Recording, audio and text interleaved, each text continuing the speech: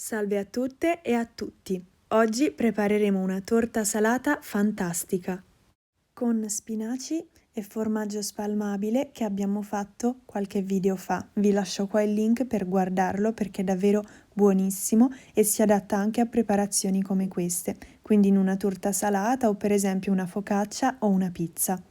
Una qualità di questo stracchino è che fonde con il calore, quindi in questa torta salata con gli spinaci è stata la combinazione perfetta. Iniziamo preparando l'impasto mettendo in una ciotola la farina di tipo 2, il sale e un po' di timo. Trovate tutte le dosi come sempre in descrizione.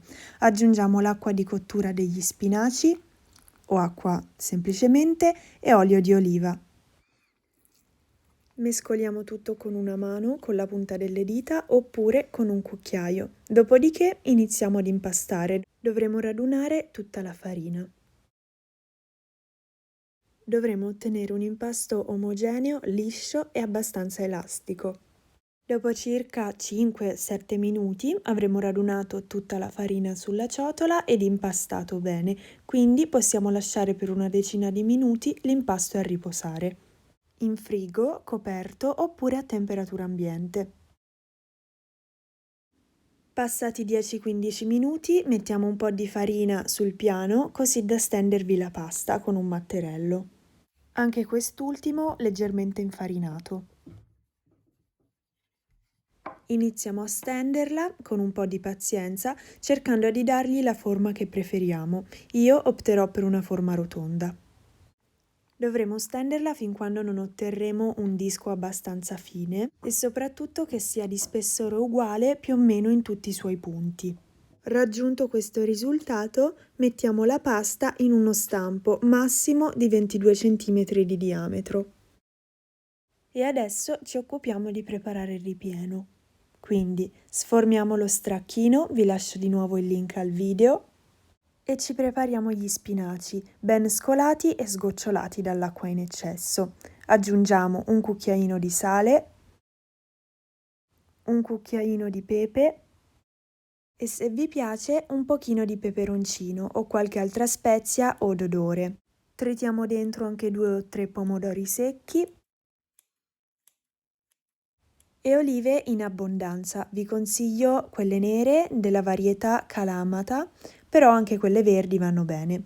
A questo punto, con un coltello e una forchetta, tritiamo grossolanamente.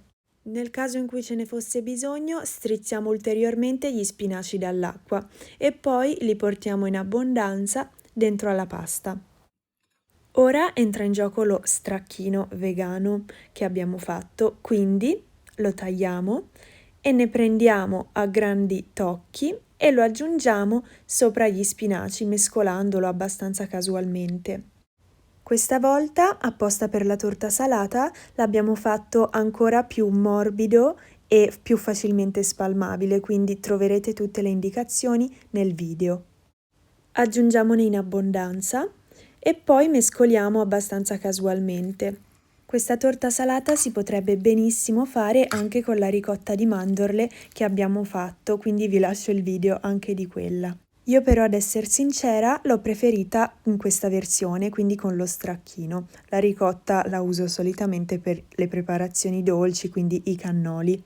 Adesso chiudiamo la torta salata tirandone su i bordi e facendo coinciderli ed aderire bene tra di loro, quindi la chiudiamo in maniera abbastanza rustica.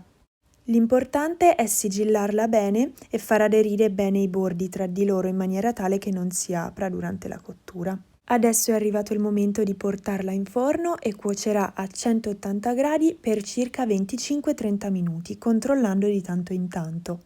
Eccola appena sfornata, leggermente dorata e con un ottimo profumo. Lasciamo raffreddare e intiepidire per circa 5-10 minuti e poi la tagliamo.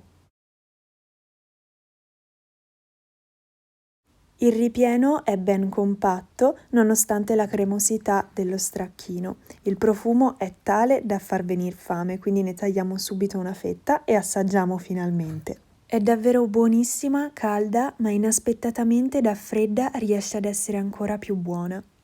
Fateci sapere se il video vi è piaciuto, scrivetecelo nei commenti e se avete domande fatecele senza problemi. Al prossimo video!